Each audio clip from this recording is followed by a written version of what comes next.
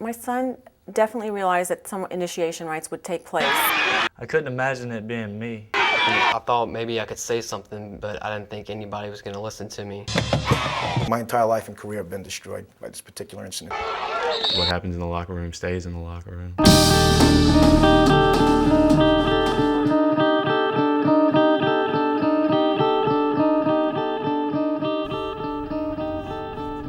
Athletic means a lot to this community. To go out to a football game, we have probably as many people showing as some colleges have show up.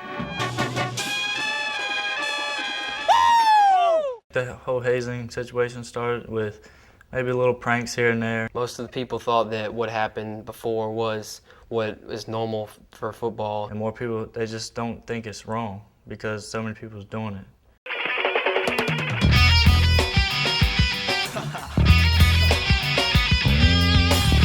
They took my clothes off and they started taping me from my hands all the way down to my feet. Jake probably just expected to get taped on the bench and everybody get their licks and he'd get untied and it'd be over with. One by one, they started hitting me. And he thought we were meaning to hurt him, but nobody meant to hurt him. One guy came and put his buttocks in my shoulder, and another guy took an empty roll of tape and stuck it in between my buttocks. Jake, he could have prevented himself by telling somebody when to stop. I mean, nobody knows how Jake feels.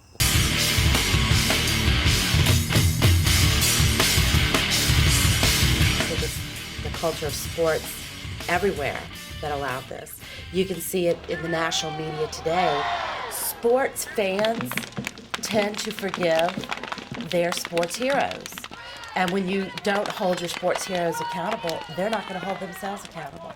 The administrators, the educators, the coaches, they know that these things are going on. And when they turn their backs to it, they allow the hazing to occur under their noses. They can't just say, I didn't know. They do know. They're part of the problem.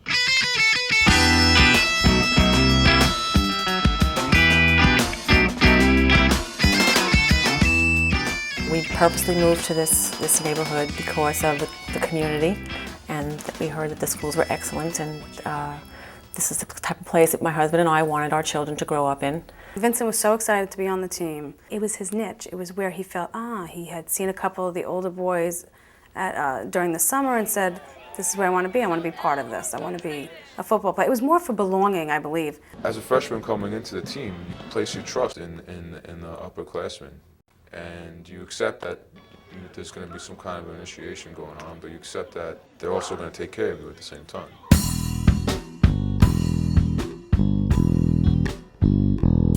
My son went to go to this camp with very high expectations, and the very first day things went a little crazy and continued to get progressively worse and worse and worse as the week went on. The next 3 days they were hazed. As far as tape,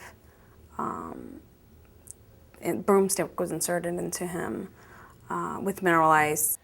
Now, these kids were talking to their parents every night, and we were there every day, and one of them's walking up and talking to us the Gatorade bottle every day. It would have taken one slip. Coach, you got to see what's going on in with dorm 13 or whatever it was.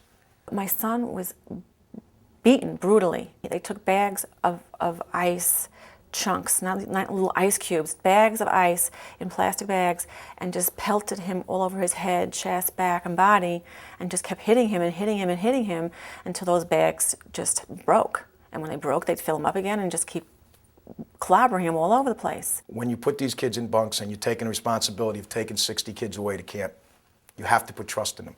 A violent act happened to my son that it's changed him forever. I don't know what's to expect. Who is he going to be?